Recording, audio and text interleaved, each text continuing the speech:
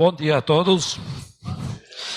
Vamos abrir nossas Bíblias no Evangelho de João, capítulo 14, do versículo 1 até o 4.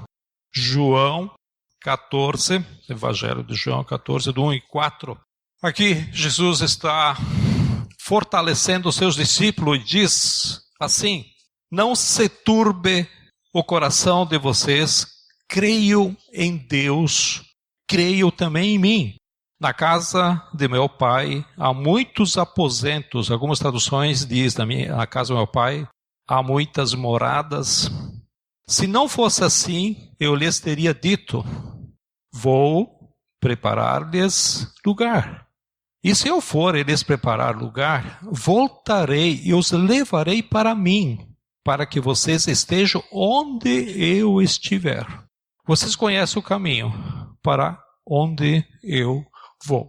Senhor, aplica a tua palavra aos nossos corações e faz com que a gente possa não apenas ler, mas que o teu Espírito traga saciez para nossas almas, em nome de Jesus. Amém? Nesse capítulo 14 de João, Jesus está preparando os seus discípulos para a sua morte.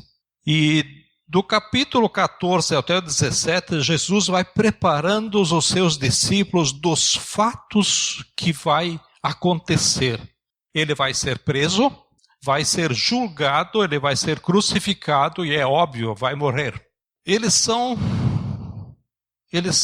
vão ficar 3 dias sem contato, porque Jesus vai ser enterrado no 3º dia.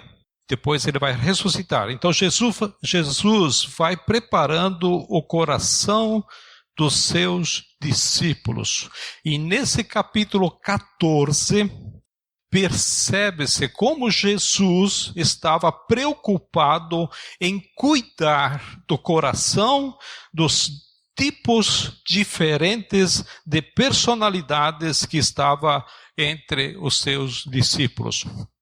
E Jesus traz uma palavra de fé e de esperança para cada tipo de personalidade diferente dentro do grupo, dentro do contexto dos discípulos.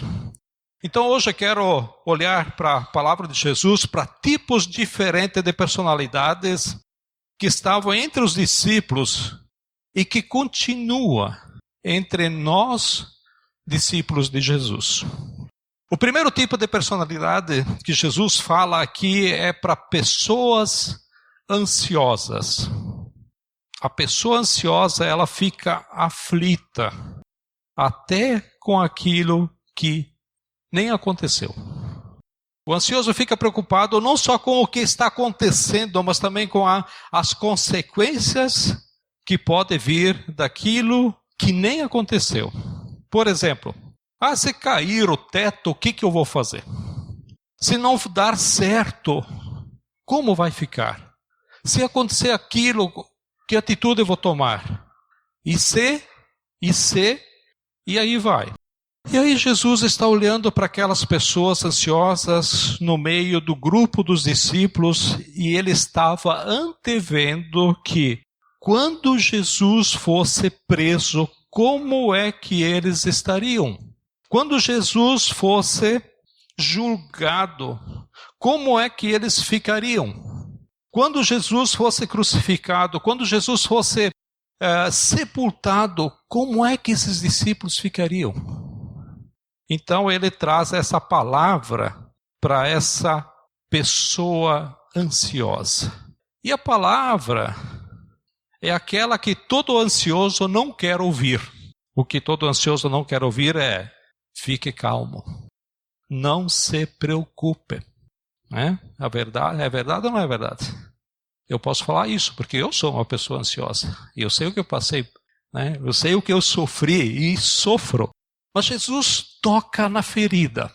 Não se preocupem, não fiquem aflitos. Essa palavra que está aí. Não fiquem aflitos.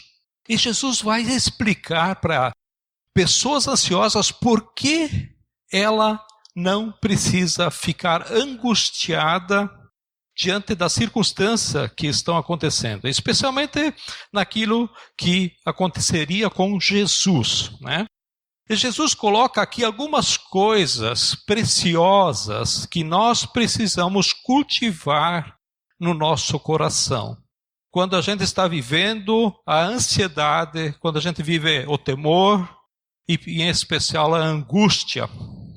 Por exemplo, Senhor, eu estou diante de uma decisão, o que eu vou fazer? Aí vem um e-mail surpresa. E agora, Senhor, o que eu vou fazer? Não se preocupem. Por quê? Primeira razão, ele diz assim, no primeiro versículo, da metade em diante, ele diz, creia em Deus, creia também em mim. Parece que essa frase ela é bem suave, né? A gente passa por cima e a gente não busca um pouquinho mais profundo. Mas a primeira razão é, continue a crer em Deus e em Jesus. Porque Jesus falou isso, será? É porque ele nunca perde o controle. Jesus nunca perde o controle. Ele continua no controle de todas as coisas. Ele continua no controle de tudo. O que estava acontecendo é que Jesus seria preso, julgado, crucificado, morto e ressuscitado. E depois sepultado, né? Ressuscitado só depois. E a grande tentação que os discípulos tinham é que eu tenho, tá? E creio que você também tem, é que diante de coisas tão reais acontecendo nas nossas vidas, a gente diz, agora não dá mais. Deus está fora do controle. Deus não me responde. Essa semana eu vi uma senhora, eu passei uns momentos no hospital de semana, e teve uma hora que eu vi uma senhora conhecida minha, de toda a família, cortava o cabelo deles e tal, e ela estava com uma filha na UTI lá, e depois eu desci e subi de novo. Quando subi, eu vi ela na sala de espera com as duas mãos no rosto, chorando. E como ela era muito conhecida, fui lá, coloquei a mão sobre o ombro dela, conversei, ela demorou até de olhar um pouco para mim, para poder se enxugar. E quando ela me conheceu, eu disse, Zé, Deus não me responde. Deus não me responde. E aí ela foi falando do drama da situação que ela estava passando da filha. Jesus estava dizendo, vou descer ao Hades. Né? Hades se refere a um lugar de tormento e é onde os não salvos aguardam o dia do juízo de Deus, né? Então Jesus está dizendo, eu vou descer ao Hades, vou tomar das mãos de Satanás as chaves da morte e do inferno, ressuscitando dentre os mortos, trazendo as chaves na mão, porque eu nunca perdi o controle. Quando Jesus diz assim, creia em Deus, creia também em mim, ele está dizendo o seguinte, em outras palavras, olha, mesmo quando você não consegue entender o que está acontecendo, que nem aquela senhora, mesmo quando você não tem resposta, que nem aquela senhora, mesmo quando os fatos reais diante de você parecem bem maiores e não vê nenhuma possibilidade ao seu favor, quantas vezes acontece isso conosco, você pode continuar crendo que Deus continua no controle.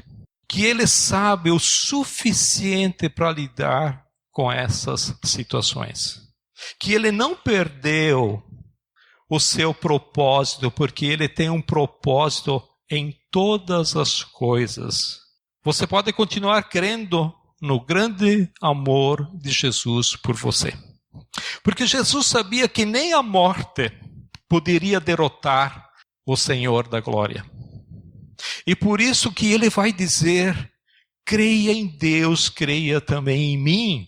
Porque ele sabia que no terceiro dia seria ressuscitado entre os mortos e traria vitória para todo o que nele crer. Por isso, não se preocupem. Jesus continua no controle. A segunda coisa que eu vou aprender nesse texto está no versículo 2. Na minha casa ou melhor, na casa do meu pai há muitas moradas. Se não fosse assim, eu lhes teria dito, vou preparar-lhes lugar. Essa expressão é uma expressão muito forte, né? Continue a crer nas minhas promessas.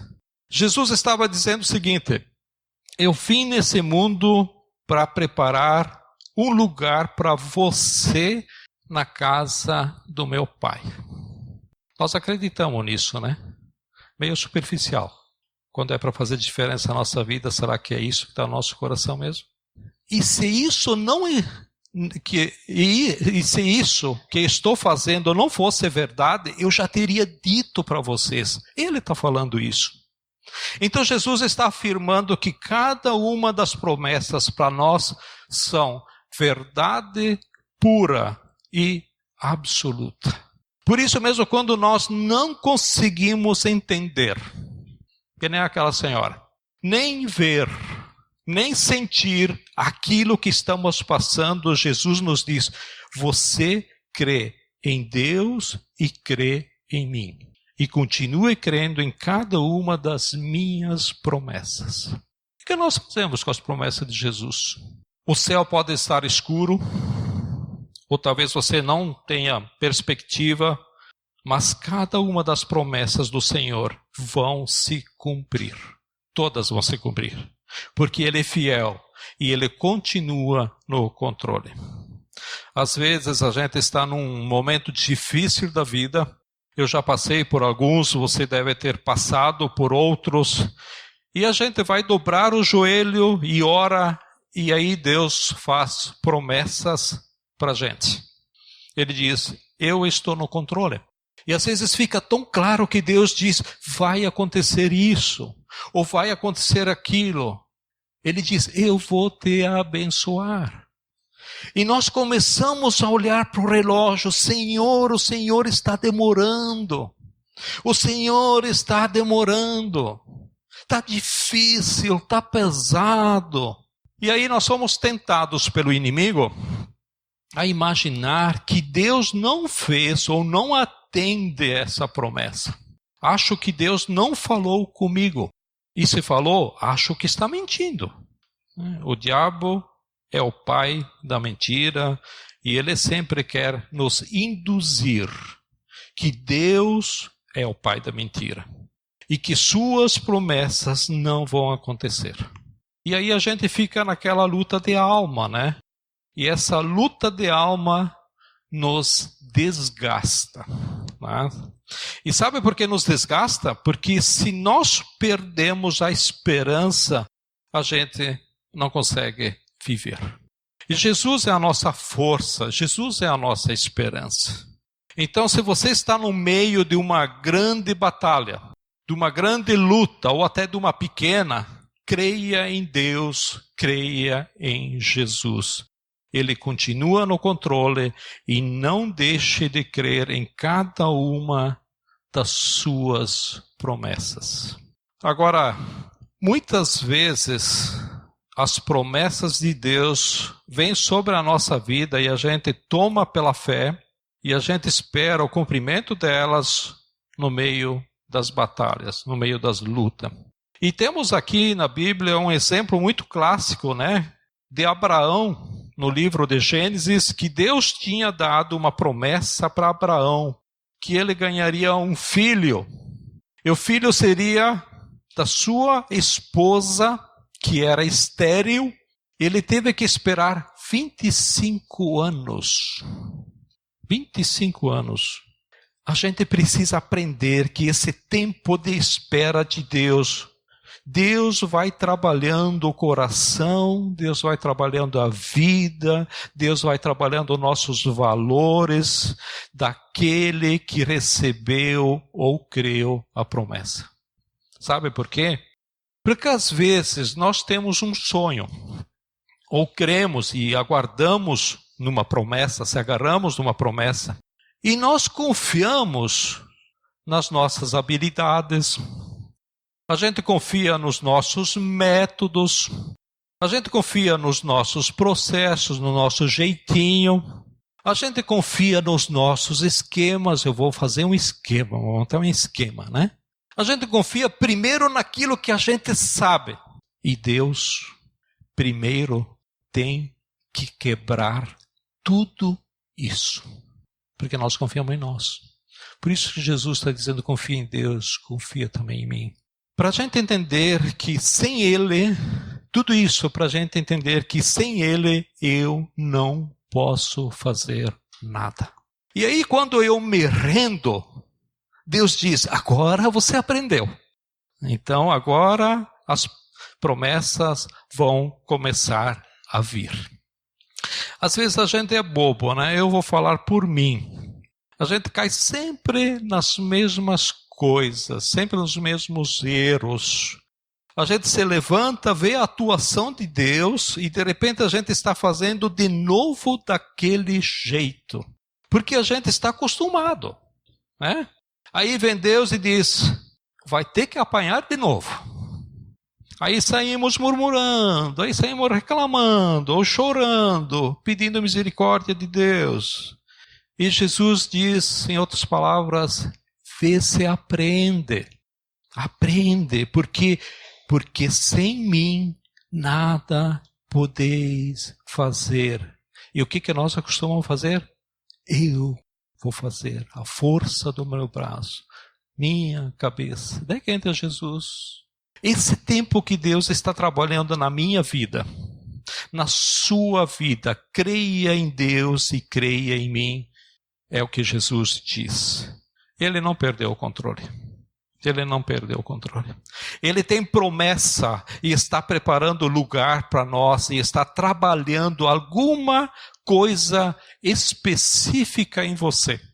Eu não sei o que é, mas tenho certeza que Deus está trabalhando alguma coisa na sua vida hoje, nesses dias.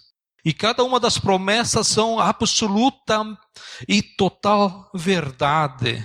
Elas vão acontecer porque Ele continua no controle.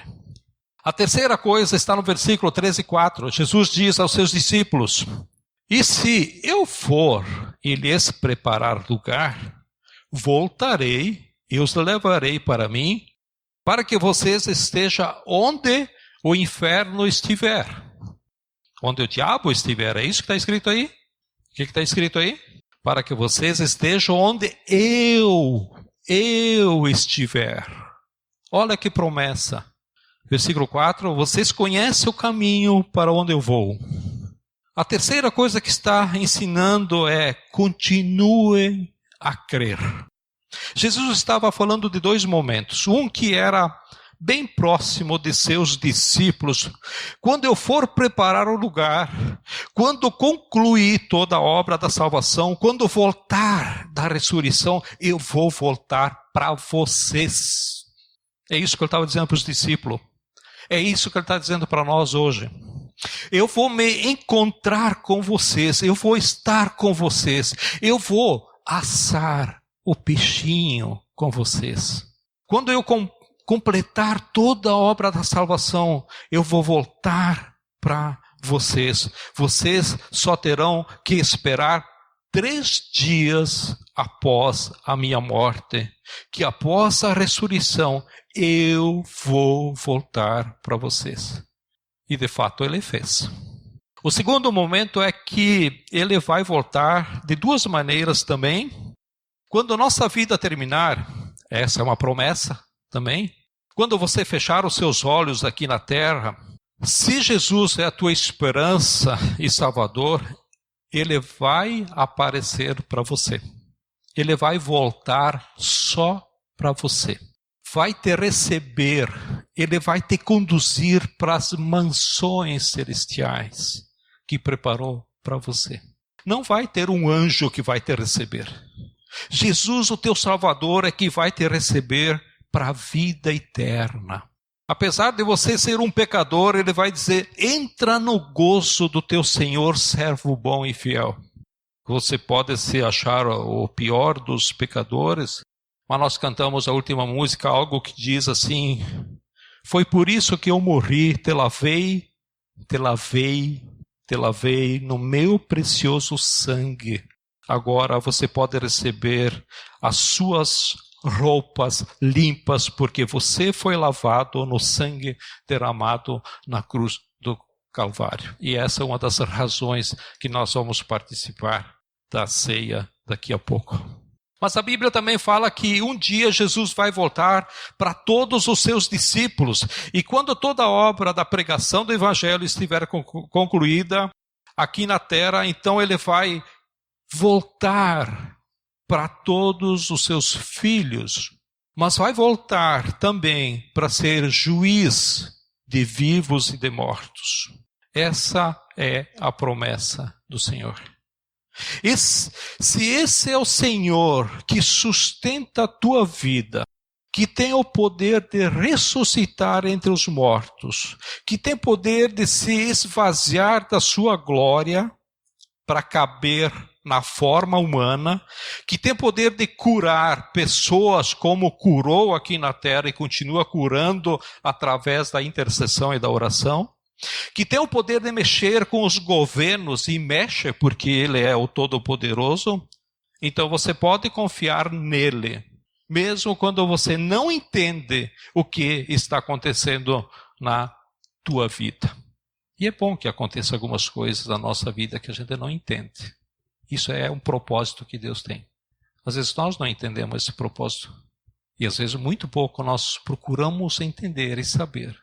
Jesus, o que o Senhor quer com isso? Quem sou eu para entender os projetos e os planos de Deus? Mas Ele revela. Creia em Deus, creia também em mim. Eu estou no controle, diz Jesus para você. Nunca perdi o controle, eu sou o Senhor.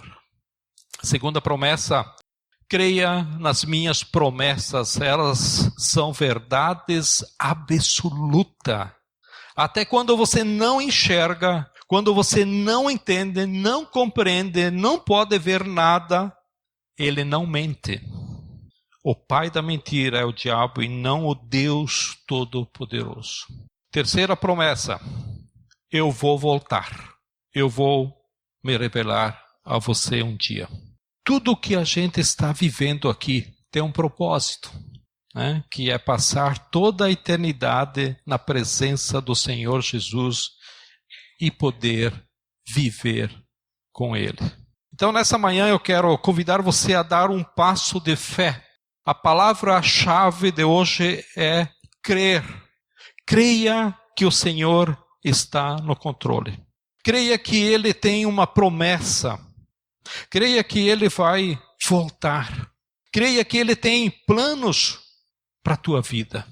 Creia no método dEle, não no teu. Dele. Creia naquilo que hoje está fazendo na tua vida. Crer não é simplesmente acreditar, mas é uma disposição de fé de se lançar totalmente nas mãos de Jesus. A gente sabe que nós não temos o controle, que não conseguimos nem resolver as coisas que estão acontecendo hoje na vida, quanto mais na eternidade. Se não for por Jesus, a gente não vai conseguir fazer nada. Quando a gente crer assim, a gente pode descansar. A gente pode descansar. Creia em Deus, creia em Jesus, creia em cada uma das suas promessas, e você que tenha Jesus como Senhor e Salvador. Uma das promessas é: eis que estou convosco todos os dias até a consumação do século. Gente, a Bíblia está cheia de promessas. Cheia de promessas. Se você nunca experimentou esse gosto gostoso de ouvir a voz do Espírito, do poder de Deus fluindo na nossa vida, esse gosto de se sentir nos braços de Jesus, hoje o seu passo de fé é dizer: Jesus, eu vou me lançar inteiro nas tuas mãos. E daqui para frente eu quero experimentar isso na minha vida. E tu há de ser o Senhor da minha vida. Não mais eu. a gente precisa esvaziar e dizer: Senhor, eu quero que Tu sejas o Senhor. Se você já experimentou assim como eu, talvez você tenha que renovar essa entrega. Porque no meio das batalhas a gente não deixa de confiar. Mas às vezes a gente fica meio perdido, né? Como os discípulos de Jesus ficaram nessa hora. E a gente precisa ser renovado e dizer: Senhor, obrigado por essa palavra, porque eu vou me lançar de novo nos teus braços e vou sentir o teu abraço. Se o Espírito de Deus está falando para você, os teus ombros estão pesados, esse é o momento de entregar tudo ao Senhor. Porque quando Ele carrega o peso da nossa vida, o peso está nos nossos ombros. Jesus carrega a gente com o peso que está nos nossos ombros. Ele nos carrega. É uma delícia ser carregado pelo Senhor. Entrega isso para Jesus. Se você veio aqui hoje e ouviu isso, é porque Deus quer fazer ou começar a fazer algo na tua vida. Hoje vimos que a palavra de Deus disse: não fiquem aflitos. Não fiquem aflitos, não se preocupem. Ah, Zé, mas você não sabe o que está acontecendo comigo. Realmente eu não sei. Realmente eu não sei, mas quem falou isso foi Jesus. Então fala para Jesus o que está te afligindo. Qual é o seu medo? Qual é o seu problema? Diga para Jesus: Jesus, eu não sei como lidar com tal situação, não sei lidar com aquela.